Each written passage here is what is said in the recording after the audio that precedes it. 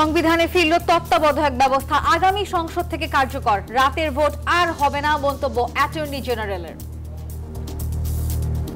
বাংলাদেশের মানুষ আগামী দিনে নিজের ভোট নিজে দিতে পারবেন, দিনের ভোট রাতে হবে না। সরকারের রূপরেখা নিয়ে রয়েছে নানা মত। তত্ত্বাবধায়ক সরকারটা কিভাবে গঠন করা হলো, সেখানেও কতটা সততা থাকলো, সেখানে কতটা ট্রান্সপারেন্সি থাকলো। এমন একটা কাঠামো তৈরি করতে হবে আপনাকে, যে কাঠামোটা আর কখনো নিজেও ওই 111-এর মতো তৈরি হবে না। স্বাগত জানালো ফ্যাসিবাদ বিরোধ সব রাজনৈতিক দল। তত্ত্বাবধায়ক সরকার ফেরত এসেছে এবং এটা আমরা কিভাবে গঠন করব সেটা আলাপ আলোচনার মাধ্যমে করা সম্ভব। এই রায়ের মাধ্যমে চারটিকা সরকার বাংলাদেশে আবার পুনঃপ্রতিষ্ঠিত হলো। অবশ্যই তত্ত্বাবধায়ক সরকার বা নিরপেক্ষ একটা সরকার ব্যবস্থা ফিরে আসাটা খুব গুরুত্বপূর্ণ।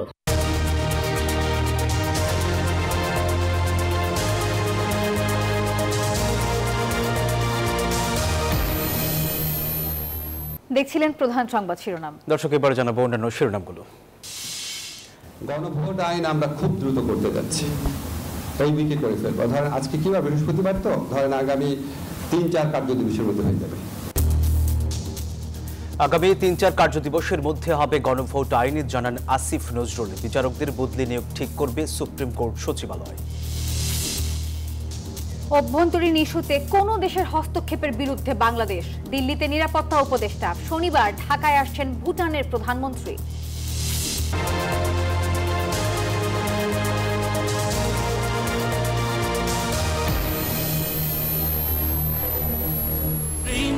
স্বাগত নিউজ 24 সংবাদে, আপনাদের সাথে আছি আমরা দুজন, আমি সোহাগ বক্স এবং আমি নাফিসা হক। দর্শক, দেখছিলেন বিআরবি কেবল সংবাদ শিরোনামগুলো। এবার যাচ্ছি পুরো খবরে। আবারও ফিরছে নির্দলীয় তত্ত্বাবধায়ক সরকার ব্যবস্থা, তবে এই ব্যবস্থা কার্যকর হবে চতুর্দশ সংসদ নির্বাচন থেকে। বৃহস্পতিবার সর্বসম্মতিক্রমে প্রধান বিচারপতি সৈয়দ রিফাত আহমেদের নেতৃত্বাধীন আপিল বিভাগের পূর্ণাঙ্গ বেঞ্চ এই রায় দেন। আদালত তার পর্যবেক্ষণে জানিয়েছে, তত্ত্বাবধায়ক বাতিলের রায় ছিল কলঙ্কজনক, আর এই ব্যবস্থা ফেরায় গণতন্ত্র আরও সুসংহত হবে বলে জানিয়েছেন আইনজীবীরা। 14 বছর আগে 2011 সালের 10 মে শেখ হাসিনা সরকারের প্ররোচনায় কলমের এক খোঁচায় তত্ত্বাবধায়ক সরকার ব্যবস্থা বাতিল করে দেন সাবেক প্রধান বিচারপতি ABM খায়রুল হক। অবসরে গিয়ে লিখেন পূর্ণাঙ্গ রায়। এরপরই দেশে শুরু হয় রাজনৈতিক সংকট। এরপর পর্যায়ক্রমে 3টি নির্বাচন হলেও তা হয় প্রশ্নবিদ্ধ। একতরফাভাবে জিতে যায় আওয়ামী লীগ। 5 আগস্ট পট পরিবর্তন ও শেখ হাসিনা সরকার পতনের পর তত্ত্বাবধায়ক সরকার ফেরাতে আবারও শুরু হয় আইনি লড়াই। তত্ত্বাবধায়ক সরকার ব্যবস্থা ফেরাতে আপিল করেন সুজন সম্পাদক বদিউল আলম মজুমদার সহ 5 বিশিষ্ট নাগরিক। আপিলে যুক্ত হয় বিএনপি ও জামাত। বৃহস্পতিবার সংবিধানের নির্দলীয় তত্ত্বাবধায়ক সরকার ব্যবস্থা ফিরিয়ে দিয়ে রায় দেন আপিল বিভাগ। আজ থেকে বাংলাদেশের মানুষ আগামী দিনে নিজের ভোট নিজে দিতে পারবেন, দিনের ভোট রাতে হবে না। এই রায়ে তত্ত্বাবধায়ক সরকার ব্যবস্থা ফিরে আসায় গণতন্ত্র আরও সুসংহত হবে বলে জানান আইনজীবীরা। আজকের রায়ের ফলে আবার তত্ত্বাবধায়ক ব্যবস্থা ফিরে এসেছে। দেশের মানুষ এতদিন যে ভোট দিতে পারে নাই, তারা এখন ভোট দিতে পারবে। ডেমোক্রেসি বাংলাদেশে এস্টাবলিশ হোক, বাংলাদেশিক সিস্টেমটা, কনস্টিটিউশনালিটিটা আস্তে আস্তে গভীর ভিত্তির উপর দাঁড়াক। মাঝখানে অনেক মিসহ্যাপ হয়েছে, অনেক অসুবিধা হয়েছে, শেষ পর্যন্ত এখানে আমরা আসলাম ফিরে। আপিল বিভাগের রায়ে সন্তুষ্টি প্রকাশ করে বদিউল আলম মজুমদার বলেন, নিরপেক্ষ নির্বাচন আয়োজনের জন্য তত্ত্বাবধায়ক সরকারের বিকল্প নেই। এ রায় গণতন্ত্রের প্রতি মানুষের বিশ্বাস পুনরুদ্ধার করবে। বর্তমান অন্তর্বর্তীকালীন সরকার একটা নির্বাচন করবেন, তারপরে সংসদ গঠিত হবে। সেই সংসদের মেয়াদ যখন শেষ হবে, তখনই কেবলমাত্র ত্রয়োদশ সংশোধনীর আলোকে একটা তত্ত্বাবধায়ক সরকার ব্যবস্থা গঠনের প্রশ্ন আসবে। আমরা ভবিষ্যতে এর মাধ্যমে, এই রিভিউ পিটিশন গ্রহণের মাধ্যমে আমাদের সুষ্ঠু নিরপেক্ষ নির্বাচনের পথ সুগম হবে। রাষ্ট্রের সর্বোচ্চ আইন কর্মকর্তা জানান, নির্দলীয় তত্ত্বাবধায়ক সরকার ফিরছে, তবে এর গঠন কি হবে তা পরবর্তী সংসদ ঠিক করবে। তত্ত্বাবধায়ক সরকার বিলোপ করে যে নির্বাচন হয়েছিল, বাংলাদেশের গণতন্ত্রের যে কবর রচিত হয়েছিল, আর তত্ত্বাবধায়ক সরকার পুনর্বহাল হওয়ার পরে গণতান্ত্রিক পথে বাংলাদেশ মহাসড়কে বাংলাদেশ হাঁটবে। সাবেক প্রধান বিচারপতি খায়রুল হকের রায় বাতিল হওয়ায় দেশের নির্বাচন ব্যবস্থায় পরিবর্তন আসবে বলে মনে করছেন আপিলকারী আইনজীবীরা। বাংলাদেশের মানুষের স্বার্থ রক্ষা করবে, গণতন্ত্র রক্ষা করবে। মাহমুদ হাসান, নিউজ 24, ঢাকা। নির্বাচনকালীন তত্ত্বাবধায়ক সরকার ব্যবস্থাকে টেকসই রূপ দিতে হলে সচেতন হতে হবে এর গঠন প্রক্রিয়া নিয়ে, এমনটি মনে করছেন রাষ্ট্রবিজ্ঞানী এবং নির্বাচন বিশেষজ্ঞরা। তারা বলছেন তত্ত্বাবধায়ক সরকার গঠনে স্বচ্ছতা না থাকলে ভবিষ্যতে তা নতুন জটিলতা তৈরি করবে। তবে ভোটাররা মনে করেন এই ব্যবস্থা পুনঃপ্রবর্তন হওয়ায় তাদের মত প্রকাশের অধিকার সুনিশ্চিত হবে। শাহ আলীজয়ের রিপোর্ট। সর্বোচ্চ আদালতের রায়ে অবৈধ হলো সংবিধানের ত্রয়োদশ সংশোধনীর রায়। ফিরে এলো নির্বাচনকালীন তত্ত্বাবধায়ক সরকার ব্যবস্থা। সাধারণ ভোটাররা রায়কে স্বাগত জানিয়েছেন। গত 3টি জাতীয় নির্বাচনের অভিজ্ঞতা সুখকর নয় বলে মনে করছেন কেউ কেউ। যে বিগত নির্বাচনগুলোতে যেটা হয়েছে যে মানুষ আসলে ভোট দিতে পারেনি, আগে দিতে পারেনি, এবার দিতে পারবো ইনশাল্লাহ। এই যাবৎকাল দেখে এসেছি আমার আব্বু আম্মু ভোট দিতে গিয়ে দিতে পারে নাই, বলছে যে ভোট হয়ে গেছে। দলীয় সরকার অধীনে যে নির্বাচনগুলো সেগুলি নির্বাচন কমিশন স্বাধীনভাবে কাজ করতে পারেনি, কালো টাকার ব্যবহার হয়েছে। জনগণের ভোটাধিকার যে ব্যবস্থা এবং নির্বাচন সেটা যেন বহাল থাকে, অটুট থাকে। রাজনৈতিক বিশ্লেষকদের মতে দলীয় সরকারের অধীনে নির্বাচন হলে প্রশাসন এবং নির্বাচন কমিশনের ওপরে সরকারের আধিপত্য থাকে। বাংলাদেশ সহ পৃথিবীর অনেক দেশেই এমন প্রবণতা দেখা গেছে।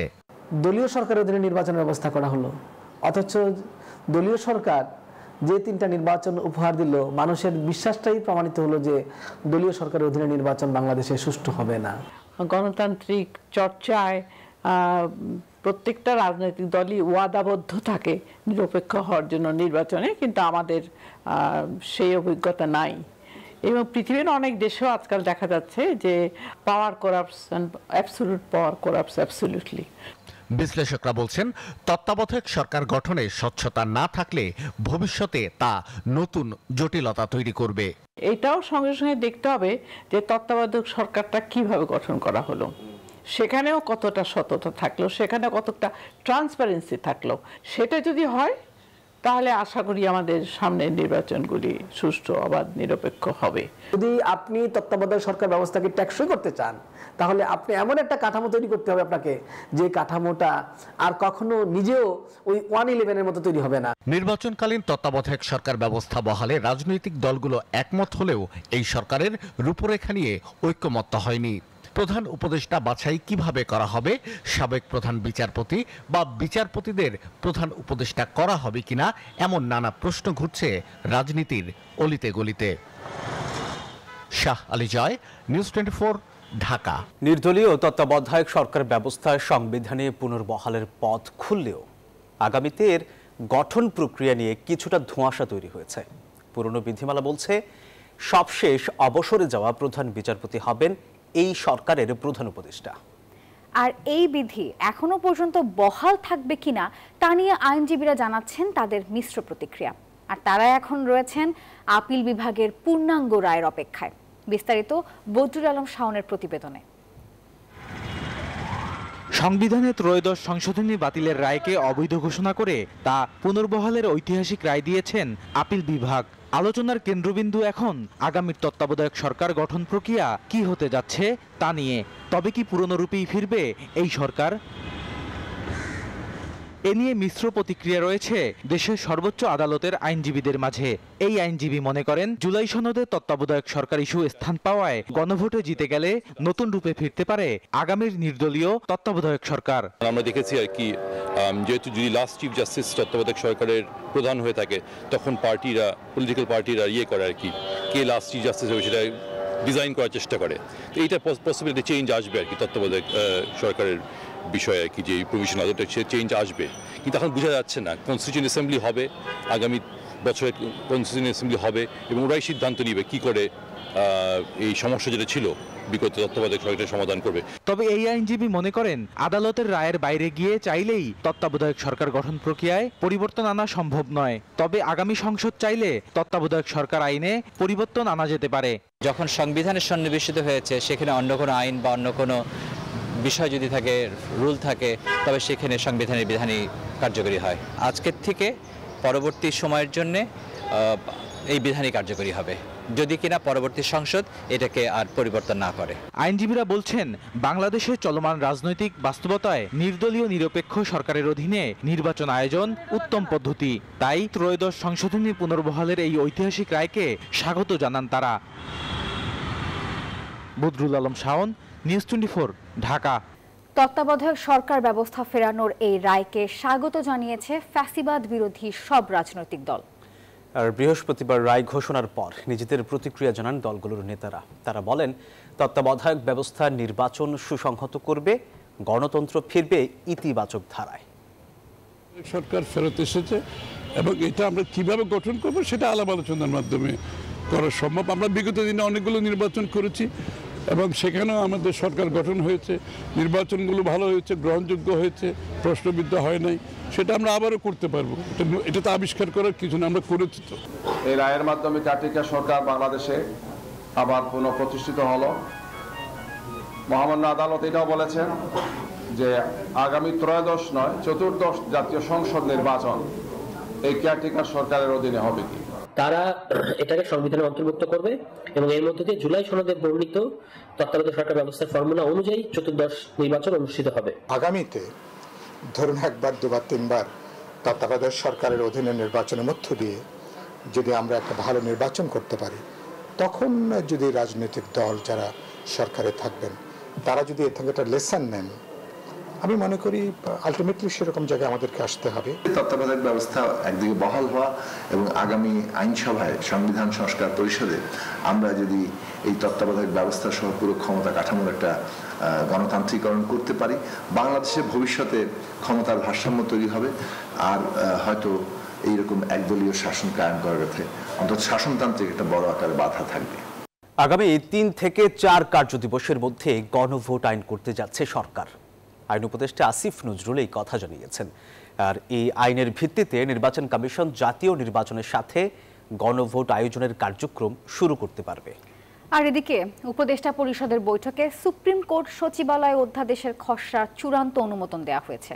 আর এর মাধ্যমে নিম্ন আদালতের বিচারকদের ওপর সরকারের নিয়ন্ত্রণ থাকবে না এবং উচ্চ আদালতের আর্থিক স্বাধীনতা বাড়বে বলেই আশা করছে সরকার। জুলাই সনদের সংস্কার প্রস্তাবনা বাস্তবায়নের বিষয়ে গণভোটের আয়োজন করতে যাচ্ছে সরকার। আর সেই গণভোট আগামী জাতীয় সংসদ নির্বাচনের দিনেই অনুষ্ঠিত হতে যাচ্ছে বলে ঘোষণা দিয়েছেন প্রধান উপদেষ্টা ডক্টর মোহাম্মদ ইউনূস। ঐক্যের সুর দিয়ে আমরা নির্বাচনের দিকে যাব। গণভোট আয়োজনে প্রয়োজন এ সংক্রান্ত আইনটি ছাড়া নির্বাচন কমিশন এ সংক্রান্ত কোনো কার্যক্রম শুরু করতে পারছিল না। আগামী 3 থেকে 4 কার্যদিবসের মধ্যে সেই আইন করা হবে বলে জানান আইন উপদেষ্টা। এই অধ্যাদেশ পরিপূর্ণভাবে কার্যকর হওয়ার পর নিম্ন আদালতের বিচারকদের উপর আইন মন্ত্রণালয় তথা সরকারের আর কোনো কন্ট্রোল থাকবে না। সরকার সুপ্রিম কোর্টের সাথে পরামর্শক্রমে এই অধস্তন আদালতের বিচারকদের উপর তত্ত্বাবধান এবং অধস্তন আদালতের উপর তত্ত্বাবধান, নিয়ন্ত্রণ এবং শৃঙ্খলার বিষয়াদি উচ্চ আদালতের হাতে ন্যস্ত করা হবে। ডক্টর ইউনূসের সভাপতিত্বে অনুষ্ঠিত উপদেষ্টা পরিষদের বৈঠক শেষে ব্রিফিংয়ে একথা বলেন তিনি। জানান, বৈঠকে বহুল প্রত্যাশিত সুপ্রিম কোর্ট সচিবালয় অধ্যাদেশের খসড়া চূড়ান্ত অনুমোদন দেওয়া হয়েছে। এর মাধ্যমে একদিকে নিম্ন আদালতে বিচারকদের উপর সরকারের যে নিয়ন্ত্রণ ছিল তার অবসান হবে, পাশাপাশি উচ্চ আদালতের আর্থিক স্বাধীনতাও বহুল অংশে প্রতিষ্ঠিত হবে। সরকারের পক্ষ থেকে যখন উচ্চ আদালতের বাজেট অনুমোদন করা হবে, এই বাজেট ব্যবস্থাপনার সম্পূর্ণ স্বাধীনতা উচ্চ আদালতে থাকবে। এমনকি এই বরাদ্দকৃত অর্থের যদি পুনঃ উপযোজন, খুবই কঠিন শব্দ, মানে একটা হেড থেকে আরেকটা হেডে খরচ করার ক্ষেত্রেও উচ্চ আদালতে সরকারের কোনো পূর্বানুমোদনের প্রয়োজন হবে না। অধ্যাদেশের গেজেট জারির পর আর্থিক বিধানগুলো কার্যকর হবে। আর 2-1 মাসের মধ্যে পৃথক সচিবালয় হবার পরে বিচারকদের শৃঙ্খলা সংক্রান্ত বিধান বাস্তবায়ন করা সম্ভব হবে বলেও জানান তিনি। এছাড়া বৈঠকে ভূমি ব্যবহার নিয়ন্ত্রণ ও কৃষি ভূমি সুরক্ষা অধ্যাদেশের খসড়ায় চূড়ান্ত অনুমোদন দেওয়া হয়। এতে কৃষি জমির অকৃষি ব্যবহার কমানোর কথাও বলা হয়েছে। আর মানব পাচার ও অভিবাসী চোরাচালান প্রতিরোধ ও দমন অধ্যাদেশের অনুমোদিত খসড়া অনুযায়ী আসামির অনুপস্থিতিতে বিচার কার্যক্রম চালানো সম্ভব হবে। আইন উপদেষ্টা আরও জানান, দণ্ডপ্রাপ্ত শেখ হাসিনা ও আসাদুজ্জামান খান কামালকে ভারত থেকে ফেরাতে রোমের আন্তর্জাতিক আদালতে আবেদনের চিন্তাভাবনা করছে সরকার। শাহরিয়ার কবির, নিউজ 24, ঢাকা। সশস্ত্র বাহিনী দিবস উপলক্ষে সেনা, নৌ ও বিমান বাহিনীর সব সদস্যকে আন্তরিক শুভেচ্ছা ও অভিনন্দন জানিয়েছেন বিএনপির ভারপ্রাপ্ত চেয়ারম্যান তারেক রহমান। বৃহস্পতিবার বিএনপির সিনিয়র যুগ্ম মহাসচিব রুহুল কবির রিজভী গণমাধ্যমে পাঠানো বার্তায় এই বিষয়টি জানিয়েছেন। সশস্ত্র বাহিনীর সব সদস্য ও তাদের পরিবারের সুখ, শান্তি ও কল্যাণ কামনা করেন তারেক রহমান। এই দিবসে সশস্ত্র বাহিনীর সার্বিক সাফল্য, উন্নতি ও অগ্রগতি কামনা করেন বিএনপির ভারপ্রাপ্ত চেয়ারম্যান। বিশ্ব শান্তি রক্ষায় সশস্ত্র বাহিনীর ভূমিকারও প্রশংসা করেছেন বিএনপির ভারপ্রাপ্ত চেয়ারম্যান তারেক রহমান। বাংলাদেশ কারো অভ্যন্তরীণ বিষয়ে হস্তক্ষেপ সমর্থন করে না। সন্ত্রাসবাদের বিরুদ্ধে জিরো টলারেন্স নীতি রয়েছে ঢাকার। এসব কথা বলেছেন জাতীয় নিরাপত্তা উপদেষ্টা খলিলুর রহমান। বৃহস্পতিবার ভারতের দিল্লিতে কলম্বো সিকিউরিটি কনক্লেভের সম্মেলনে এসব কথা জানিয়েছেন তিনি। খলিলুর রহমান আরও বলেন, বাংলাদেশ একটি স্বাধীন, উন্মুক্ত, শান্তিপূর্ণ, নিরাপদ ও অন্তর্ভুক্তিমূলক ভারত মহাসাগর নিশ্চিতের দৃষ্টিভঙ্গি সমর্থন করে, যেখানে সার্বভৌমত্ব ও সমতা এবং রাজনৈতিক স্বাধীনতা গুরুত্বপূর্ণ। বিরোধের শান্তিপূর্ণ নিষ্পত্তি, আন্তর্জাতিক আইন এবং জাতিসংঘ সনদের নীতিমালার ওপরও গুরুত্ব দেন নিরাপত্তা উপদেষ্টা।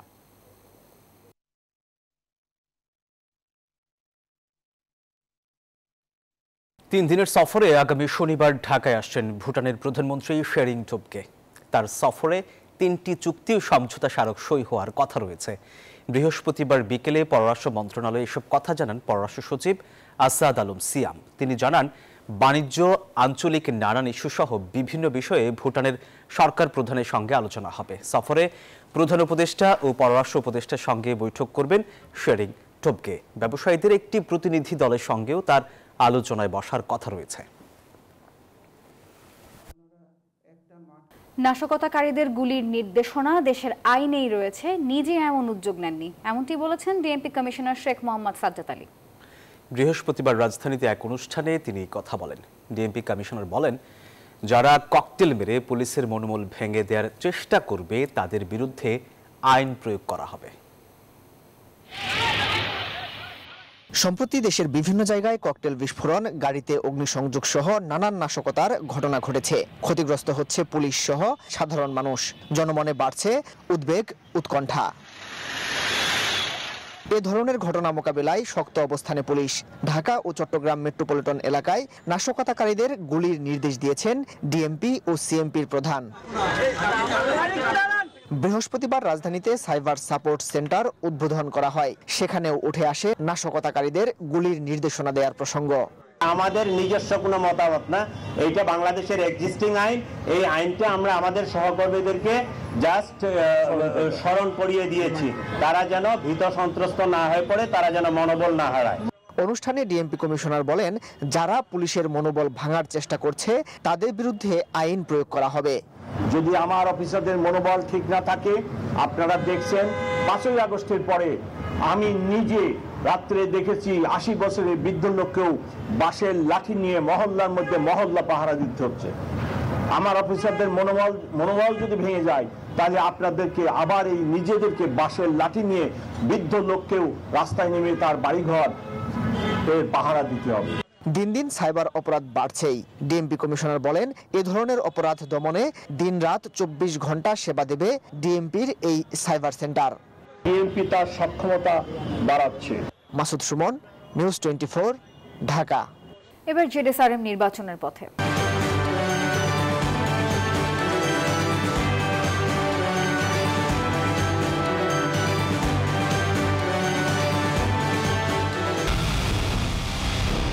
পুরো দেশের মুখে হাসি ফোটাতে নিজেকে হতে হয় স্ট্রং, আর মনোবল হতে হয় স্পার্ক জিরো। জেডএসআরএম 25 বছরের পথ চলায় নিরাপদে রাখার প্রত্যয়ে। বিএনপির প্রাথমিক মনোনয়ন পাওয়ার পর দেশের বিভিন্ন জেলায় গণসংযোগ চালিয়ে যাচ্ছেন প্রার্থীরা। কুমিল্লায় মনোনয়ন বঞ্চিত হাজী আমিনুর রশিদ ইয়াসিন এবং বিএনপির মনিরুল হক চৌধুরী একই স্থানে সমাবেশের আয়োজন করেন। দু গ্রুপের সমাবেশ ডাকায় উত্তপ্ত পরিস্থিতি তৈরি হয়।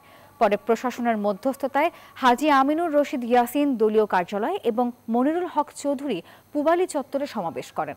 মাদারীপুরে বিএনপি প্রার্থী হেলেন জেরিন খান 31 দফা বাস্তবায়নের অঙ্গীকার ব্যক্ত করেছেন। বিকেলে মাদারীপুর শহরে আয়োজিত র্যালি ও সমাবেশে তিনি এই প্রতিশ্রুতি দেন। খাগড়াছড়ির ভাইবোন ছড়ায় বিএনপির মনোনীত প্রার্থী ওয়াদুদ ভুঁইয়ার তার সমাবেশে অস্থিতিশীল পাহাড়ে শান্তি শৃঙ্খলা ফিরিয়ে আনতে কাজ করার অঙ্গীকার ব্যক্ত করেছেন। রূপপুর পারমাণবিক বিদ্যুৎ কেন্দ্রে শুরু হচ্ছে পরিকল্পিত বাষ্প নির্গমন সহ অন্যান্য কারিগরি পরীক্ষা। এসব পরীক্ষার আকস্মিক শব্দে স্থানীয়দের আতঙ্কিত না হওয়ার আহ্বান জানিয়েছে বিদ্যুৎ কেন্দ্র কর্তৃপক্ষ। তবে কখন নাগাদ এই বাষ্প নির্গমন হবে সেটি নিশ্চিত করে বলতে পারেননি কেউ। পাবনা থেকে আহমেদুল হক রানার তথ্য ছবি নিয়ে ডেস্ক রিপোর্টে থাকছে বিস্তারিত। বৃহস্পতিবার রূপপুর পারমাণবিক বিদ্যুৎ কেন্দ্র প্রকল্প এলাকার মেইন স্টিম পাইপলাইন ও স্টিম জেনারেটরের নিরাপত্তা নিশ্চিত করতে পরিকল্পিত বাষ্প নির্গমন পরীক্ষা শুরু হয়। চলতি বছরের ডিসেম্বরে রূপপুর পারমাণবিক বিদ্যুৎ কেন্দ্র পরীক্ষামূলকভাবে বিদ্যুৎ উৎপাদনে যাওয়ার সম্ভাবনা আছে, যার ফলে বিদ্যুৎ কেন্দ্রের স্থায়িত্ব সহ অন্যান্য কারিগরি সক্ষমতা আন্তর্জাতিক পরমাণু শক্তি কমিশন এর পর্যবেক্ষণ সুপারিশ অনুযায়ী সম্পন্ন করা হচ্ছে। কর্তৃপক্ষ জানায় এই পরীক্ষা চলবে আগামী 4 থেকে 5 দিন। গণমাধ্যমকে দেয়া বিদ্যুৎ কেন্দ্র কর্তৃপক্ষের বিজ্ঞপ্তিতে জানানো হয়, পরীক্ষার সময় উচ্চচাপে বাষ্প বের হবার কারণে বিকট শব্দ হতে পারে, যা কয়েক মিনিট থেকে কিছু সময় স্থায়ী থাকবে। এই নিয়ে আতঙ্কিত হওয়ার কিছু নেই। কোনো পরীক্ষা চালানোর আগে, পরীক্ষা বা কোনো মেশিন চালানোর আগে 100% সেফটি নিরাপত্তা পরীক্ষা করে তারপরে চালানো হয়। আশা করতেছি এখানে বাইরে কোনো কিছু ঘটবে না। তবে স্থানীয়রা বলছেন, পরীক্ষার সময় আকস্মিক শব্দে তারা আতঙ্কিত হয়ে পড়েন। আগ থেকে মাইকিং বা প্রচারণা করা হলে সাধারণের মধ্যে ভীতি দূর হবে। বিভিন্ন টেস্টের জন্য যে শব্দগুলো হয়, আচমকা শব্দ, এরকম ধোঁয়া উঠছে, এগুলোর জন্য অনেকটা ভয় পাই মাঝে মাঝে। প্রথমে যে সাউন্ডটা হয়েছিল, এই সাউন্ডটা আমরা আতঙ্ক হয়েছি আর কি। এই ভেতরে লোকজন আসে, চার দোকানে শুট করে কোথায় মানুষের টেস্ট হবে সবভাবে, এখন আমাদের আর ভয়টা লাগে। রাশিয়ার আর্থিক ও কারিগরি সহায়তায় পাবনার রূপপুরে 2400 মেগাওয়াট বিদ্যুৎ উৎপাদন সক্ষমতার পারমাণবিক বিদ্যুৎ কেন্দ্রটি নির্মাণ হচ্ছে। Desk report, news 24।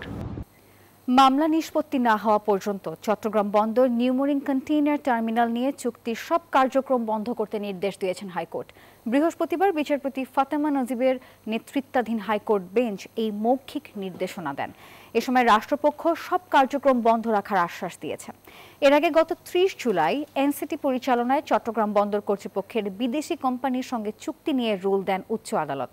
New Mooring container terminal বিদেশি প্রতিষ্ঠানের হাতে ছেড়ে দেওয়ার বৈধতা নিয়ে বাংলাদেশ যুব অর্থনীতিবিদ ফোরামের সভাপতি মির্জা ওয়ালিদ হোসাইন রিটটি করেছেন।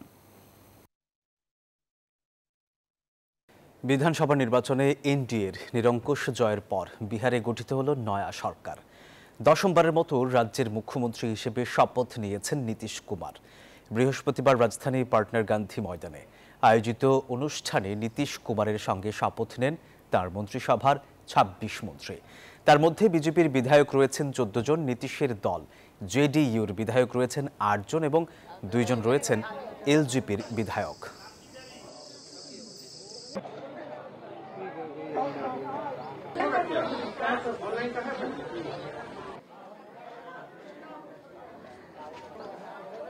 বহুল আলোচিত জেফ্রি এপস্টেইন সংক্রান্ত ফাইল প্রকাশের বিলে স্বাক্ষর করেছেন মার্কিন প্রেসিডেন্ট ডোনাল্ড ট্রাম্প। আর এর ফলে মার্কিন বিচার বিভাগ আগামী 30 দিনের মধ্যে প্রয়াত যৌন অপরাধী এপস্টেইনের সব নথি প্রকাশ করতে আইনত বাধ্য থাকবে। এর আগে মার্কিন অ্যাটর্নি জেনারেল প্যাম বন্ডি এই বিষয়ে সর্বোচ্চ স্বচ্ছতার আশ্বাস দিয়েছেন। তিনি নিশ্চিত করেন, কংগ্রেসের সিদ্ধান্ত অনুযায়ী নির্দিষ্ট সময়ের মধ্যে ফাইলগুলো প্রকাশ করা হবে। আর ধারণা করা হচ্ছে এই ফাইলগুলো এপস্টেইনের কর্মকাণ্ড এবং তার সঙ্গে ট্রাম্প সহ অন্য প্রভাবশালী ব্যক্তিদের সম্পর্ক নিয়ে নতুন তথ্য সামনে আনবে।